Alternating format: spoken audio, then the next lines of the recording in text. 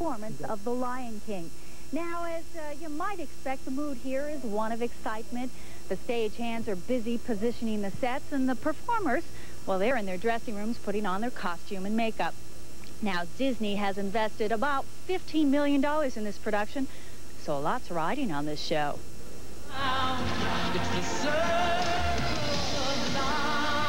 Despite the enormous success of the film version of The Lion King, Disney honchos had doubts as to whether they could turn the popular movie into a theatrical production. The biggest challenge was bringing Disney's animated characters to the stage.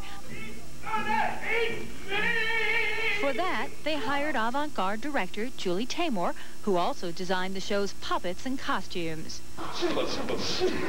The musical goes beyond the film that inspired it. Songwriter Elton John, along with Tim Rice and Hans Zimmer, have written additional songs.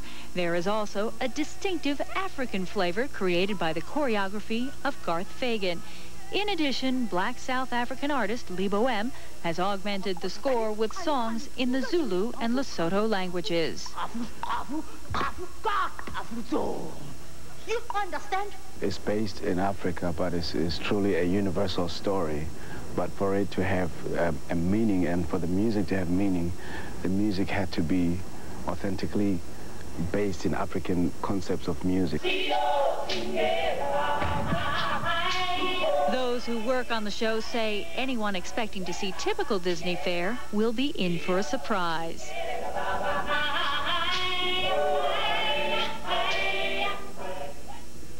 Joining us is Julie Taymor, the director of the show. She has also put together, designed, in fact, the puppets and the costumes for this show.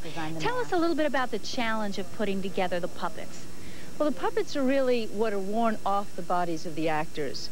So it's not really, except in maybe one or two cases, total puppets. It's really an extension of the actor. It's something that they wear. For instance, what Michael's wearing right now. What I wanted to create with this costume was a flock of birds. So you have the actor actually wearing, he's a bird, he is one whole bird himself, and on his head he has 3 more birds. So he's almost like a corporate puppet. He is not one character, but he's many characters. And when you had to have a herd of gazelles or the stampede of the wildebeest, I had to find various ways of creating multiples. So sometimes you have a dancer who will have 3 masks, and they're 3 wildebeests. And for the principals, we actually have masks that are worn off of the actors in different places. The Mufasa and Scar masks are worn like headdresses on top of the actors. So you see the actor's face, you get all of the emotion, all the acting coming from the human part of the actor, but the animal is represented by the mask on top. And the costumes weren't there to duplicate. For instance, can you spread open a little bit like that?